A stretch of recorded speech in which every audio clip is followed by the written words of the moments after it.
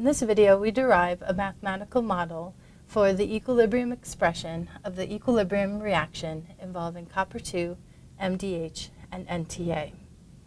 The experiment we consider involves titrating small amounts of NTA into a solution containing copper-2 bound to MDH.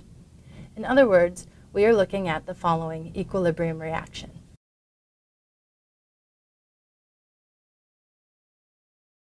What we are interested in understanding is the equilibrium constant between copper-2 and MDH. We introduce NTA as a competitor to MDH for binding to copper-2 because the equilibrium constant between copper-2 and NTA is known. So first, we look at the equilibrium constant for this overall equilibrium reaction, which is given by the following expression.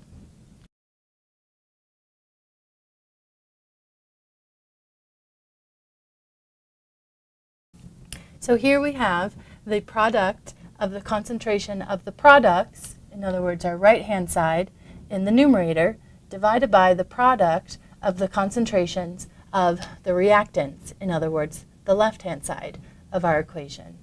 And we write the concentration of MDH as MDH free to emphasize that it is not bound to the copper-2. So this relates to the ratio of the equilibrium constants for NTA and MDH respectively with copper-2 as follows. As you can see, we have the equilibrium constant for copper-2 with NTA divided by the equilibrium constant of copper-2 with MDH because it's the backward reaction divided by the forward reaction. And as I said, the numerator here, this is known, and the denominator is what we want. So what we do is we fit spectrophotometric data in order to solve for the overall equilibrium constant of this equilibrium reaction, and then use the known equilibrium constant to solve for the equilibrium constant between copper-2 and MDH that we want. So how do we go ahead and do that? Well, what we're going to do with a little bit of algebra is rewrite this equilibrium expression involving x and y variables so that we can easily fit the data using the software program Origin. In order to do that, we need to use the mass balance equations.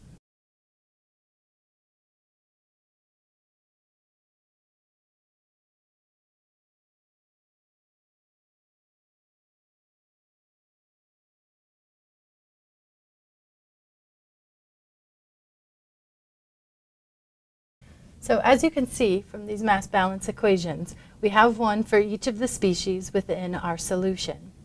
And we have the total concentration equal to the sum of the concentrations of each of the complexes that the species appears in. For instance, the total concentration of MDH is going to equal the concentration of free MDH plus the concentration of MDH bound to copper-2. So what we're first going to do is define our x and y variables and then rewrite these mass balance equations involving x's and y's so that we can sub in for the concentrations in our K-exchange expression here. So what we're going to do is we're going to let x equal the concentration of NTA and y equal the concentration of copper-2 bound to MDH. And the reason for these choices is because the NTA is what we are titrating into our solution. So we control the amount of NTA at each step of our titration. In other words, this is a known amount. It is an independent variable. So conventionally, that gets denoted by x. Y is set to the concentration of copper-2 bound to MDH because that is what we observe from the spectrometer. We look at the absorbance of the copper-2 bound to MDH at each step of the titration, and we convert that using Beer's law into a concentration. So that is our dependent variable that is observed, and that conventionally is denoted Y.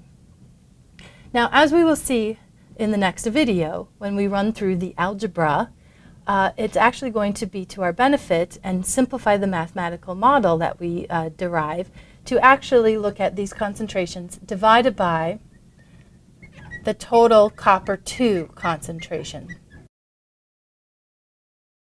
And so as I said, in the next video, when we do the substitution and the simplification, you will see why it is to our benefit to actually define x and y as these ratios of concentrations.